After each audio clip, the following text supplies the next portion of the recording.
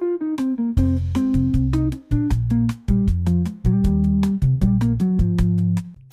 welcome to a new writing vlog. I feel like I have some stuff to yap about, some stuff to show you guys. I'm feeling refreshed, okay, to get back into writing. So let's do a days in my life as a writer. Before we get into it, before we start, let's go make a matcha, okay? Let's go.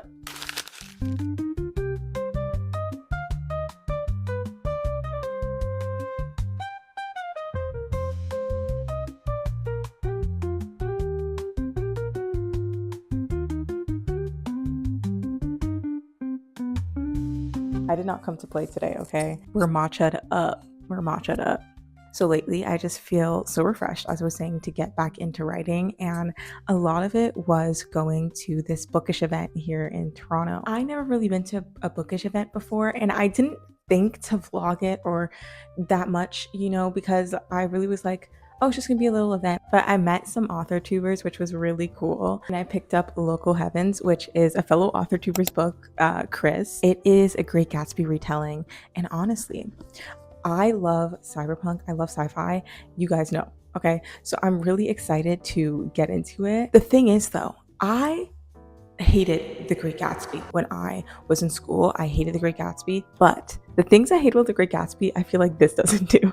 I just didn't like The Great Gatsby because I didn't care about the characters, you know, and the time period that it was in. It was not for me. So I'm actually really excited to get into this. And as I said before, I haven't really read modern sci-fi fantasy. Like, I've read it, but I haven't fully completed a book and like, you know, really consumed a modern fantasy sci-fi. Maybe there's only been like one or two. Does not mean that like they're not great. Okay, but I have like I'm such a mood reader. I'm such a specific mood reader. So when I'm feeling cyberpunk, when I'm feeling sci-fi, I'm gonna tap into this. But I already feel it calling to me. And this cover is so pretty. God damn. And also, she gave me a bookmark. Got Nick, and we got Gatsby. Okay, I'll put a link in the description for you to check out the book and her channel. So yeah, I'll show you guys kind of what the Bookish event looked like. I'll insert a videos here. I went with my best friend. We were looking cute. Okay, they had a little photo booth. They had arcs that you can put your raffle ticket into. My friend won like a stack of arcs. She got like Japanese fiction. It just felt nice to be a part of the community because it was like a BIPOC author event, and it felt so nice to be surrounded by, you know, women of color. It was such a vibe. Everyone just had something so beautiful to say, especially the authors that were talking on stage. And there was one question that kind of like was playing in my mind. They asked about the difference between like fantasy and sci-fi, and how sometimes fantasy, people say it's looking into a past or the past or something like that, and sci-fi is kind of telling the future sort of thing. And it reminded me this is a deep cut. It reminded me of something that Gene Wolfe said when he was asked somewhat of a similar question of the difference between the genres of sci-fi and fantasy, which is really along the lines of what this question was asking. And he used this analogy, and it's ingrained in my mind. And I think about that analogy and I'm like, damn. He used this analogy kind of like a radio, or I think it is. I am butchering this. Should I wait? I'm actually not going to say it here because I am saving some of my inspiration for writing to be in an entirely different video format that I'm going to do. So a lot of things I want to mention here, I'm going to save it for when I make this podcast video type thing. Let me know if you guys would be interested in that, where I talk about the inspiration for my writing and the research I'm doing, everything I'm consuming to become a better writer and stay curious. So I kind of wanted to upload a podcast format of that, of me just rambling on and telling you guys some cool things I find interesting that maybe can give you like a spark of inspiration. So I'm actually going to save what I was going to say for that. Okay, let's move on. I got some goods though at the Bookish event. I got a Scholastic book fair bookmark. You guys know Scholastic, right? This wasn't a Canadian thing. I don't think so. Was it a Canadian thing? But pretty much you can go and buy a bunch of books you wanted, or erasers or pens or bookmarks or anything, and it happened in your school library. You like beg your parents, you'd be like, can you please give me money so I can go to the Scholastic book fair? And I was an eraser queen. I'm not gonna lie. I loved buying the erasers there. They had the stupidest erasers you can ever imagine, and I would beg my parents money to go get erasers. And then I got this other bookmark, which is really cute. And then I got some stickers. Okay, let me show you guys. We got reading is political because, yes, it says do not disturb, busy reading, up all night reading. The host of the event was also an YouTuber, and I just didn't realize it was such a YouTube event, okay? And it was just such a lovely time, and it really got me inspired after talking to everyone, and everyone was so nice, and I got to show, my art as well, because I always forget, I'm like, oh yeah, I do illustration for books. So I got into something called the Bookish Artist Compendium, and I just got to join a community in Discord of authors that like share really helpful advice and are there to support each other. So I feel very embraced by the community lately of authors and artists, and I don't know, I just feel really grateful. I stopped everything I was doing to pursue this. Okay, I got laid off from my job in like 2023, and I said YouTube, I said author, I said illustrator.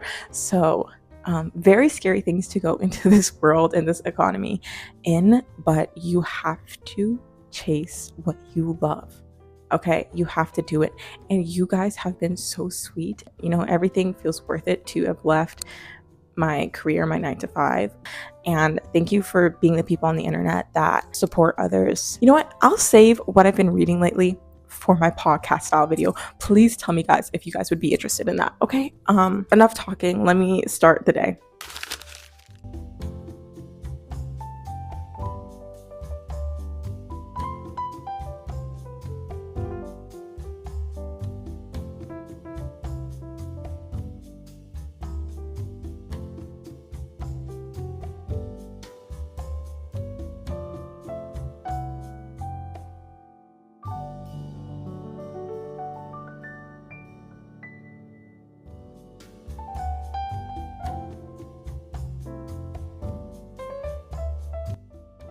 As you could kind of see before, I've practically written down a bunch of brainstorming bubbles, and then connected what people know to other people and their thoughts of other people, so that I keep the plot intact and accurate. I find that's hard to think about what everyone's thinking in a scene. My process with brainstorming and coming up with things is always kind of messy and never really truly super structured. I always need kind of room to play around with things.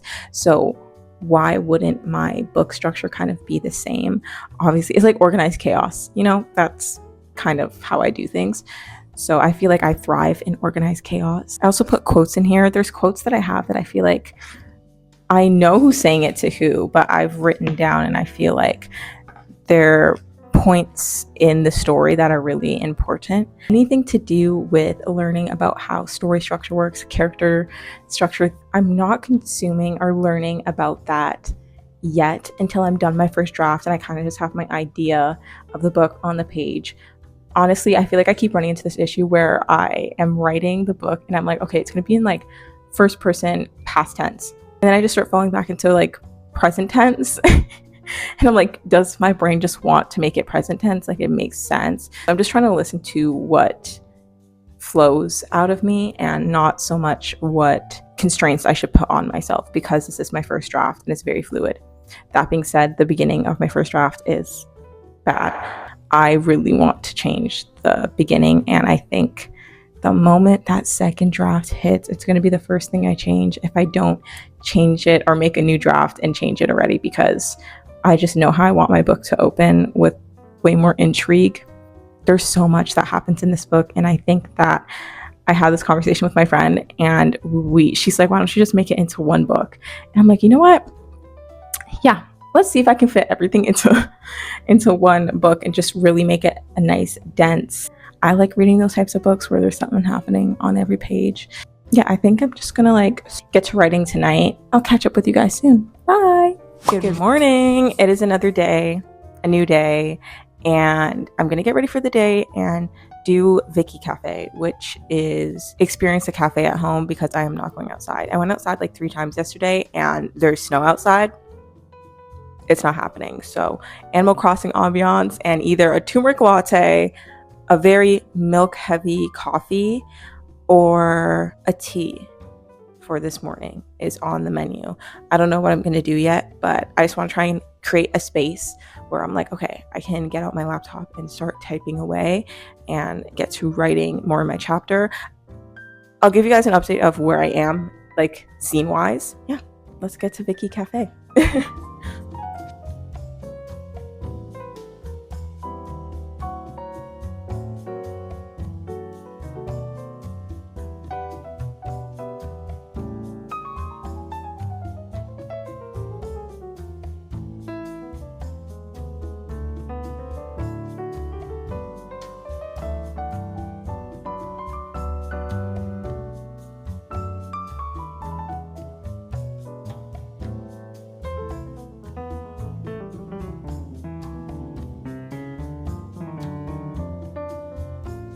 I wrote kind of like a dinner scene where like my three main characters are kind of sitting down. My four main characters are kind of sitting down and talking in the scene that I just wrote. And I'm quite a way into my book. I'm at the point where I'm like really settled into the plot and I'm kind of taking it slower. I definitely wrote the first half very fast, and now I'm kind of in the still early but to mid half, and I'm just trying. I know more of what's going on here, so I'm writing slower, but I keep just telling myself it's my first draft and I don't have to make it perfect. Like, it's not going to be my final product. It's going to be very far from my final product. It's just so not good right now that I'm like, this is going to end up being good, right? Like, I'm going to end up making this work. And it's not that like the substance of my story isn't good. I think that what my story is about is it has a strong theme, but I think that like the writing and how I present the type of writing I want to put out there is difficult, but I haven't even done my research about writing specifically yet because I've been waiting to get to like my second or third draft to really learn the art of writing, because right now I just want to get the ideas down and I am trying to remember that that's what I'm doing, and like these scenes don't have to have every single little detail in it yet. I didn't even mention the food or the atmosphere in the room that the character walked in. I just kind of went straight to the dialogue and what they're saying and what the point of the scene is, then really trying to make it look pretty. And I guess that's kind of how like art and like making an art piece works as well, where like you're really just getting down the thumbnail. If this was art, this would be the thumbnail. It'd be the gross, ugly idea sketch. And honestly, it wouldn't even be the sketch. It wouldn't even be the thumbnail that you end up sketching. It would be just one of the thumbnails that you're probably going to do multiple of. So realistically, it's really, really rough. I never had a drafting process before. Like, this is my first time doing it. The roughness of it seems really rough, you know? But anyway, I feel like I kind of wrote the first little element of romance, and I just love romance, okay? It's just so fun to write. It is like a little bit of joy, you know? You're just like, oh, a glance. Yeah, but I think I'm gonna leave it here for now, and I'll see you guys when I pick it back up. Hello guys, it's a few days later. I'm back at my desk setup, so I'm going to do some more writing. I feel like I work best here, but I'm not here all the time. So when I am here, I gotta walk in. I'm kind of figuring out where to go after the scene I just wrote, the kind of dinner scene, and now I'm like, okay, where do we go from here? I think we're getting to a really important plot point that is happening. I'm slowly almost there. A lot happens in this book, and I'm just worried about the pacing. But I need to not be worried about the pacing because it's my first draft. So I'm just gonna get to writing and we'll see what happens. Okay.